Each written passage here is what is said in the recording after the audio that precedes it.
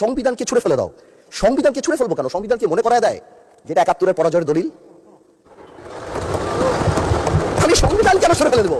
এই সংবিধান দিলে গাত্রদাহকের হবে, এত গায়ে লাগবে কেন? If I don't like it there Wake up to reality.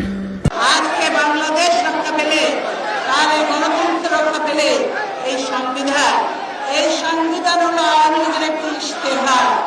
এই সংবিধানকে যেই দিন জনগণের সরকার আসবে সেই দিন এই সংবিধানকে ছুঁড়ে ফেলে দেওয়া হবে।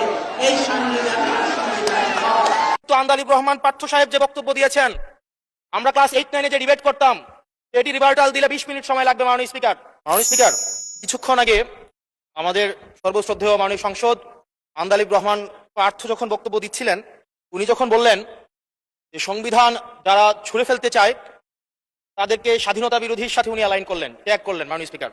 এবং তখন ট্রেজারি বেঞ্চের সম্মানিত মাননীয় মন্ত্রী যারা ছিলেন তারা সেটাকে টেবিল চাপড়িয়ে সেটাকে সমর্থন দিলেন।